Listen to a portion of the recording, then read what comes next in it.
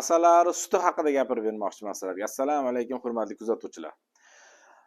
Mana asalari sutini juda ham ko'p foydali taraflari bor. Endi internetlarda, YouTube'larda hamma narsalarda uni eshitgansizlar, eshityapti ko'pchilik qiziquvchilar. Biz ham qo'limizdan kelganicha nimalardandir foydalanib gapirib bermoqchimiz. Lekin buni gapirib berishimizdan sabab shuki, insonlarga juda ham katta yordami, foydasi tegyapti. Hozir biz tabobatimizda asosan har bir kelgan bemorimizga asalari suti beramiz. Bizda davolanayotganlarga.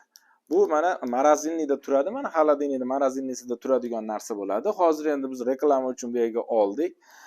Buni shifo baxshiylarini o'zimiz ko'zimiz bilan ko'rib, o'zimiz shunga guvoh bo'lganimiz uchun buni gapiryapmiz-da biz. Endi bu asalari sutini qayerdan olamiz, qanaqa joydan olamiz deb ko'pchiliklar aytishadi. Bu asalarini oladigan joylar endi asalari boquvchilarda bo'ladi.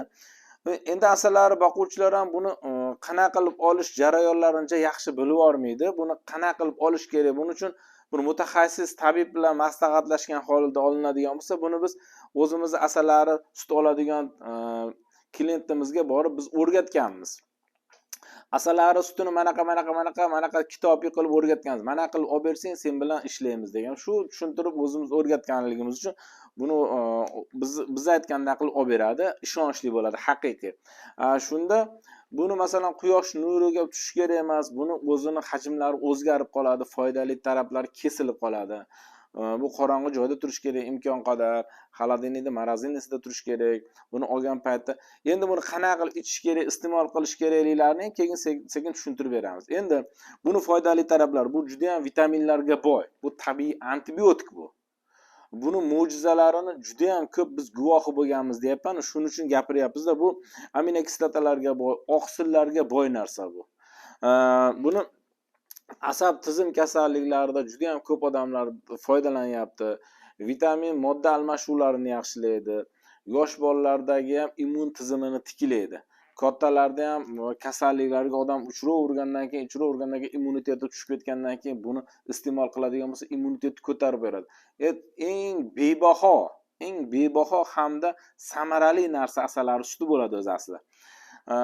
Butun dunyo foydalanadi bundan. Oldingi masalan eramizdan oldingi davlatlarda ham bundan foydalangan ekanda, kitob manbalarida yozilishicha hozirgi paytga ham foydalanadi. Odam kasal bo'laversa, nima qilishini bilmay qolgandan keyin nima qilay deb bizga maslahat soladigan bo'lsa, buni aytib ko'ramizda, biz sen shunaqa doktor dori u yoq bu yoq qilib tabibman yuravermagin, bundan bir ichib ko'ring-da. Bu o'zini xususiyatini ko'rsatib beradi-da qanaqaligini. Endi qarang, bu suvaklarni mustahkamlaydi, kalsiyga boy bu juda ham. Modda almashuvini tezlashtirib, yangilab beradi, xudo xolasa bu o'zgartirib beradi, har qanday kasalliklarni tez yaxshi qilib qo'yadi-da. Undan tashqari buni masalan gemoglobin qon miqdorlarini ko'tarib beradi. Buni iste'mol qilishlari ham juda ham oson. Masalan, anaqa narsa bir kunda masalan 2 mahal iste'mol qilinadi. Mana qangi o'zimiz manaqa qoshiqchasi bo'ladi. Buni mana sizlarga shu miqdorda bismillahirrohmanirrohim shunchalik iste'mol qilinadi bir kunda 2 mahal. O'zi ham ozgina nordonroq bo'ladi. Buni har birimiz iste'mol qilib o'zimiz ko'rishimiz kerak. Mana bizda yangi ishonchli haqiqiy vitaminlarga boy asalari suti. Agar kimga kerak bo'lsa, biz o'z telefon raqamlarimizni qo'yamiz. Bundan murojaat qilib, bundan olishlari mumkin.